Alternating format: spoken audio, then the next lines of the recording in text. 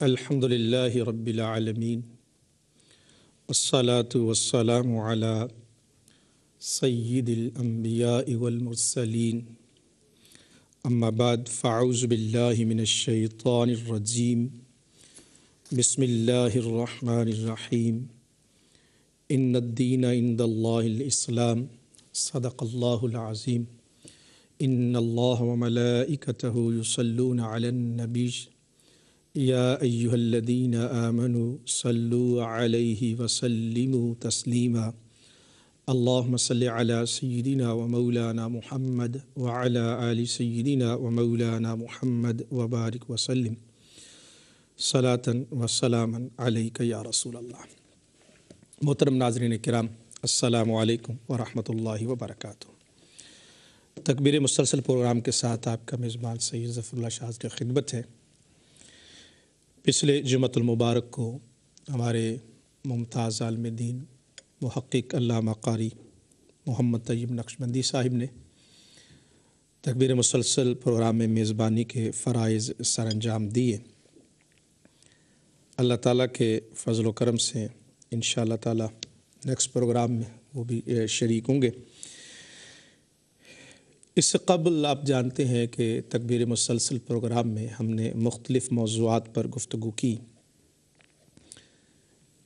سلسلہ کلام جس موضوع پر جاری ہے وہ ہے تصور امامت۔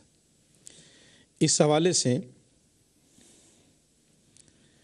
ہم نے قرآن مجید، فرقان حمید سے، احادیث مقدسہ سے اور پھر خلفائے راشدین کے عمل سے یہ بات بیان کی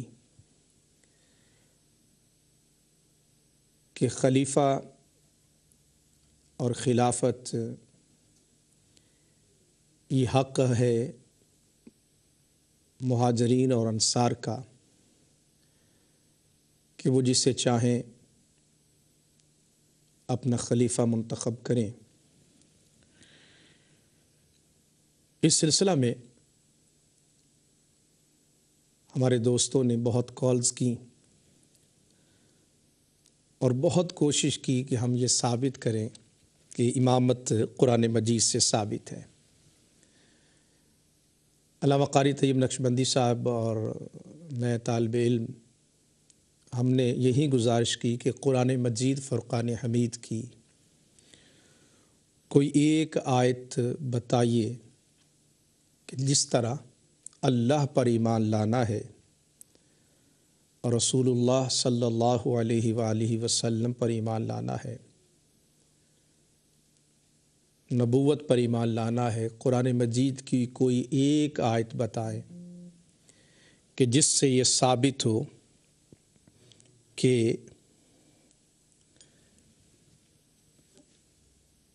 امامت پر اسی طرح ایمان لانا جس طرح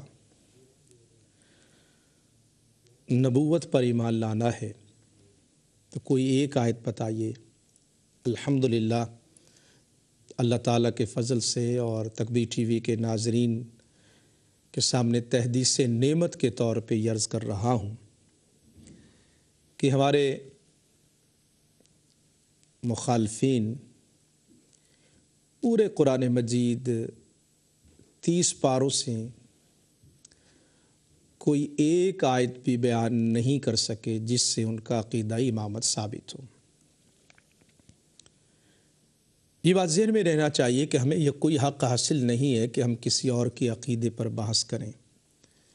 ہمیں یہ ضرورت کیوں پیش آئی، کیوں ان موضوعات پہ ہم نے گفتگو کرنا ضروری سمجھا، اس کی بنیاد اور اس کی علت یہ ہے کہ کچھ چینلز عقیدہ امامت کو لے کر یہ ثابت کرنا چاہتے ہیں کہ ہم اہل بیت اطہار کو مانتے ہیں۔ دیکھیے جی، اہل السنہ جو ہیں وہ اہل بیت اطہار کو نہیں مانتے۔ یہ اتنا بڑا بہتان اور اتنا بڑا الزام ہے، اللہ کی پناہ۔ یہ کیسے ممکن ہے کہ ہو سنی اور ذکر مولا کائنات، ذکر اہل بیت اطہار نہ کرتا ہو نہ سنتا ہو؟ یہ ممکن ہی نہیں ہے۔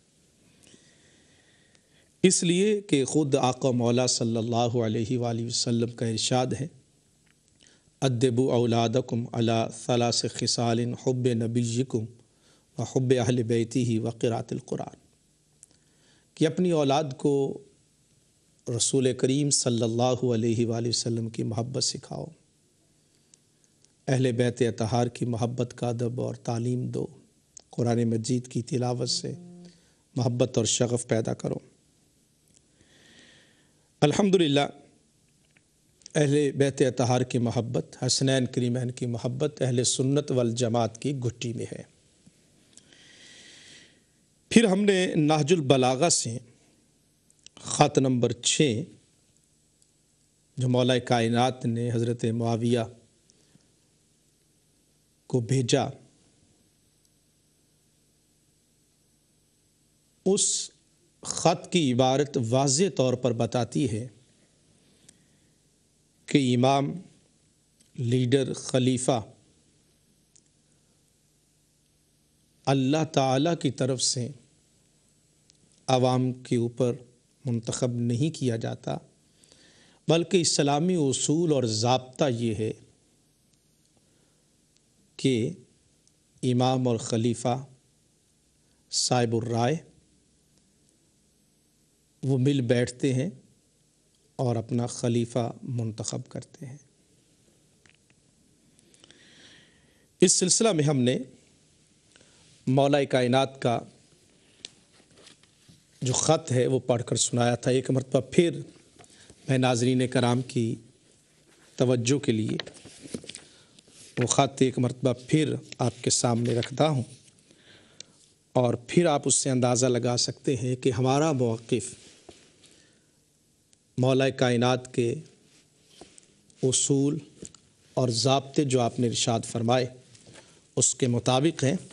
تو آج کی گفتگو مولا کائنات کے مولا علی شیر خدا کرم اللہ تعالی وجہ الکریم کے خط سے کرتے ہیں، اور ترجمہ بھی جناب مفتی جعفر حسین صاحب نے جو بیان کیا میں وہ آپ کے سامنے پیش کرتا ہوں۔ آئیے آغاز مکتوب نمبر 6 سے کرتے ہیں، اور یہ نہج البلاغہ جو ہے وہ ہمارے شیعہ حضرات ہی نے پرنٹ کی ہے۔ یہ آپ دیکھ رہے ہیں کہ سامنے نہج البلاغہ ہے، اور ترجمہ جو ہے حجت الاسلام مولانا مفتی جعفر حسین صاحب کا، امامیہ کتب خانہ مغل حویلی اور اندرور موچی دروازہ لاہور سے، اور یہ مکتوب نمبر 6 ہے۔ اب اصول جو ہے خلیفہ کے منتخب کرنے کا، چونکہ میں دیکھ رہا تھا ہمارے ایک دوست چینل پر کہہ رہے تھے کہ ہر کسی کو غور کرنا چاہیے، سوچنا چاہیے، تدبر کرنا چاہیے، اور میں بھی یہی دعوت دیتا ہوں۔ کیا یہ اسلام کو سمجھنا ہے، صحابہ کرام سے، خلفائے راشدین سے، اہل بیت اطہار کے فرمودات سے سمجھیے، اور پھر قرآن مجید فرقان حمید ہمارے سامنے موجود ہے، وہ ہمارے لیے رہنمائی عطا فرماتا ہے۔ ان آیات مقدسہ پر غور کریں گے تو آپ کے لیے بالکل واضح طور پر یہ بات سامنے آ جائے گی کہ حق کیا ہے اور باطل کیا ہے۔ الفاظ دیکھ لیجئے، اِنَّهُ بَایَعَنِ الْقَوْمُ الَّذِينَ بَایَعُوا أَبَا بَکْرٍ وَعُمَرَ وَعُثْمَانَ عَلَى مَا بَایَعُوهُمْ عَلَیْهِ۔ ترجمہ اس کا دیکھیے، جن لوگوں نے ابو بکر، عمر اور عثمان کی بیعت کی تھی انہوں نے میرے ہاتھ پر اسی اصول کے مطابق بیعت کی۔ اب آپ جو میرا زور ہے اور جو میں اس سے نتیجہ اخذ کر رہا ہوں، کوئی بھی صاحب عقل ہو، اس کا تعلق کسی بھی مکتبہ فکر سے ہو، میں اسے کھلی دعوت دے رہا ہوں، ٹیلی فون لائن کھلی ہوئی ہے۔ ترجمہ مفتی جعفر حسین صاحب کا ہے، نہج البلاغہ کا خط نمبر 6 ہے۔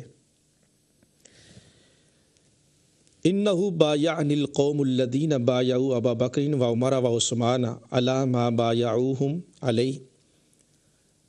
آگے فرماتے فَلَمْ یَکُنْ لِلشَّاہِدِ أَن یختار وَلَا لِلْغَائِبِ أَن یَرُدَّ۔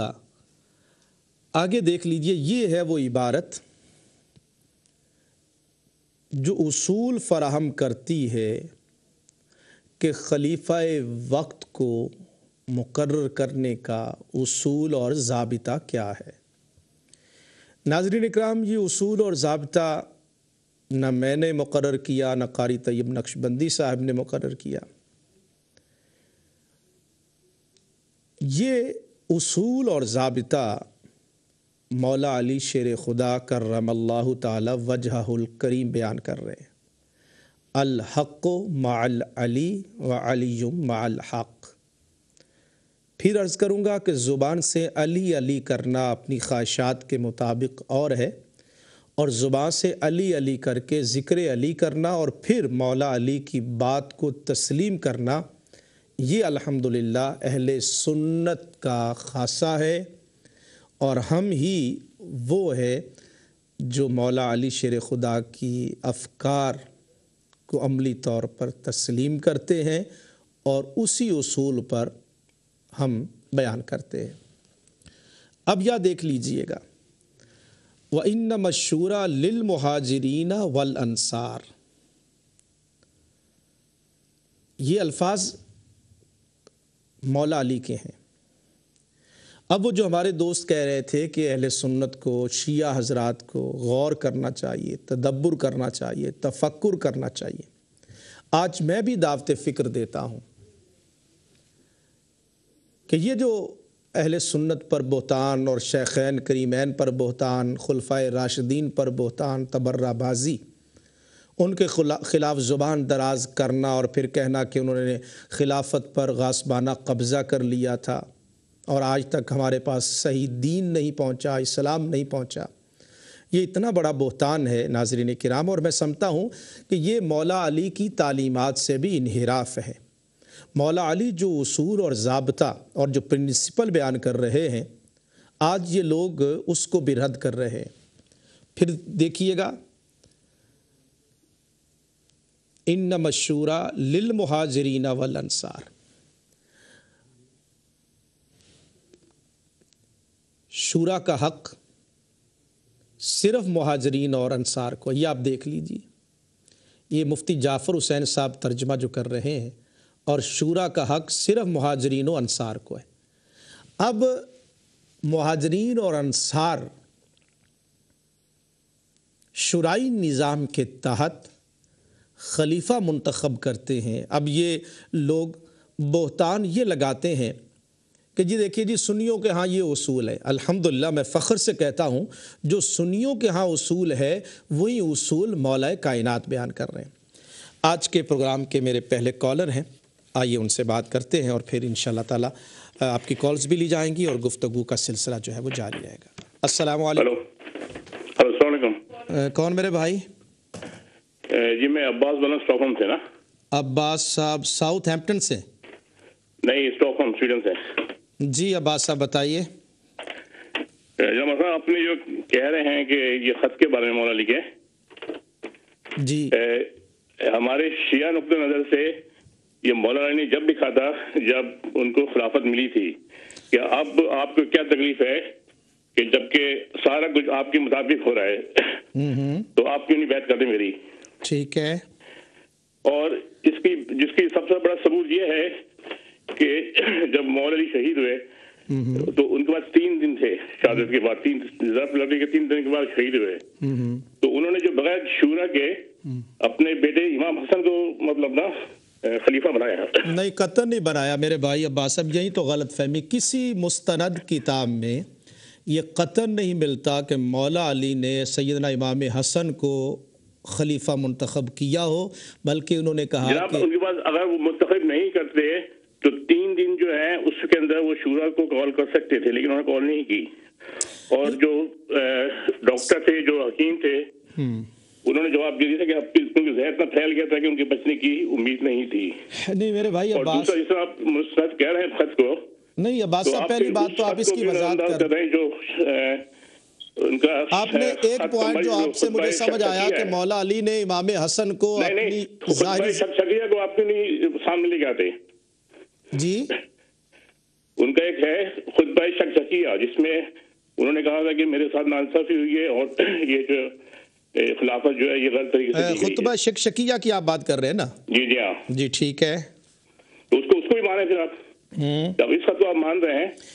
अच्छा नहीं, अब सवाल ये अब्बास साहब कि इसका मतलब ये हो कि वहाँ मौला अली कुछ और कह रहे हैं, यहाँ मौला अली कुछ और कह रहे हैं, तजाद में हुआ? आप जो तशरीह कर रहे हैं वो गलत अंदाज से कर रहे हैं। मैं कर रहा हूँ, अगर जब आप उनको खिलाफत जो पहले 2 खलीफों 3 खलीफों के साथ में मिली थी, अब्बास साहब उसी तरीके से अब उनको मिल रही, तो अब उनको क्या तकलीफ है कि उनको वो तस्लीम नहीं करें? अच्छा, आप ये जो तशरीह कर रहे हैं ये अकली तौर पर, अभी मैं इस पर मजीद गुफ्तगू करूंगा, तो मौला अली जो गलत उसूल है उसकी बुनियाद पर बहस कर रहे हैं कि यही अगर वो गलत उसूल था तो मौला अली कहते हैं कि वहां पर जो शूरा में जो मुहाजिरीन और अंसार ने खलीफा मुंतखब किया था वो तो इस्लाम के खिलाफ है, मैं उसको रिजेक्ट करता हूं, और इस्लाम के खिलाफ उसूल पर मैं खलीफा क्यों बनूं?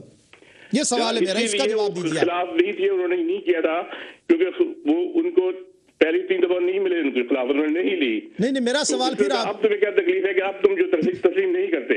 मेरी गुजारिश है कि मौला अली किसी आप चौथे जो उनको मानते हैं, इमाम हसन को मानते हैं, 5 छठे जो है, 5वें जो है। फिर मेरा आप सवाल का जवाब, मेरा सवाल यह है कि मौला अली गलत उसूल पर अपनी खिलाफत की बुनियाद क्यों रख रहे हैं? नहीं, आप लोग गलत तस्वीर कर रहे हैं जनाब। नहीं, मैं कैसे कर रहा हूँ? वो तो अल्फाज साहब ने, मौला अली फरमाते हैं इन्ना मशहूर लिल मुहाजिरीन वल अंसार, इसी वजह से लिखा था कि आप क्यों नहीं तस्लीम कर रहे हैं, जबकि आपके सारे जो 3 खलीफा जो हैं इसी तरीके से सेलेक्ट हुए थे। अब आपको क्या तकलीफ है? पहली बात तो ये कि खात्मे तकलीफ का लफ्ज नहीं है, ठीक है ना, अपनी तरफ से आप लेकिन जब उसका जो नहीं ऐसा देखे ना साहब, आप दावा करते हैं मौला अली की मोहब्बत का, जो बात मौला अली ने नहीं की इस खत में आप वो उसमें डाल रहे हैं। नहीं वो तो तशरीह उसमें ये लिखी थी ना कि आप, अच्छा आप बताएं कि मतलब आप यार उसको डिफेंड कर रहे हैं अपने, या फिर आप जो है माविया को, या फिर आप उसको जलील कर रहे हैं? बहुत शुक्रिया अब्बास साहब, मेरा सवाल वहीं पर कायम है। फिर सुन लीजिए, मैं खत का सवाल मेरा ये है पूरी कम्युनिटी से, आप ये कह रहे हैं कि मौला अली ने उनके रद्द में ये कह रहे हैं, मेरा सवाल ये कि अगर उसूल गलत था, खिलाफत अगर शुराई निज़ाम से, मुहाजिरीन और अंसार से नहीं है और इस्लाम के खिलाफ है, तो जो खिलाफ उसूल हो इस्लाम का उसको मौला अली क्यों बुनियाद बना रहे हैं? ये मेरा सवाल है। इस पर अगर कोई जवाब किसी के पास हो तो वेलकम, मैं सुनने के लिए तैयार हूँ। अस्सलाम वालेकुम। अस्सलाम वालेकुम सर। कौन साहिब? सर काशिफ बोल रहा हूँ सर। काशिफ कहाँ से? सर मैं यूके से बोल रहा हूँ सर। जी यूके से जनाब, बहुत अच्छे। जी काशिफ साहब बताइए।